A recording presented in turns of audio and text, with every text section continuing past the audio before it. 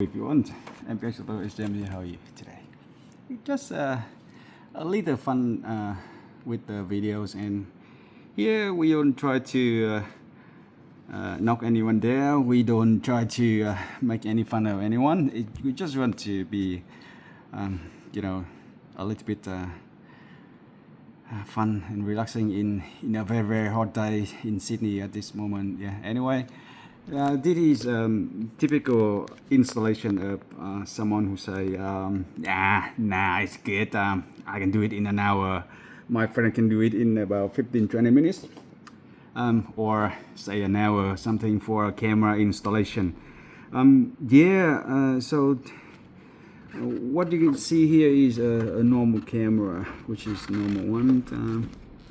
It was only screwed into the number plate light, directly on the number plate light, by one screw, and the other one doesn't screw on. Okay, so at least the camera stays swinging a little bit. But the problem here is you don't install the camera dry under the number plate light, because it will glare the camera a lot and it will block the vision of the light down to number plate. But it's not the main problem. We want to talk about how quick the camera can be installed, and it is something around here. You can see that it was installed like that way.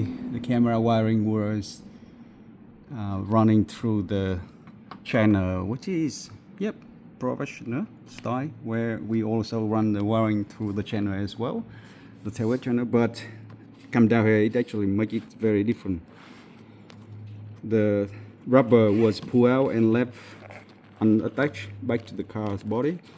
The plastic ring is there and not come back with the rubber. The wiring find no way running through the rubber grommet, and it must be, but it run out of the rubber and it run outside, and someone when install it already tried to pull out the rubber on both ends and didn't know how to pull out the plastic ring. But thanks a lot for that, because they also didn't try to damage the rubber ring, sorry, the plastic ring here by pulling it out badly. So at least I can see the plastic ring stay not damaged, which we can remove it safely and rewire the wire and put it through the rubber grommet and make it run perfectly back into the place. And it will come back to as it was from factory before, but the cable will run inside the rubber grommet. And here you can see again the wiring was installed right there and running into the car's body by wedging it into the under the rubber seal. And that would explain to many of the case, not in this case, that the water leaking badly into the back of the car. Luckily we didn't get the water much into here. I can see that, and right now it's still good that we can fix it up and get the wiring run correctly. But yeah, that's one of the thing that many people can say, give it to me, I can do it in an hour. An hour. So anyway, for this typical car that we do, we normally will take about 5 hours to do the job properly. Alright, so hopefully it's a bit relaxing.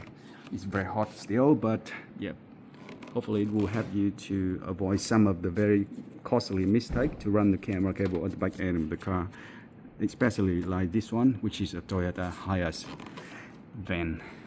Thanks again for watching and enjoy.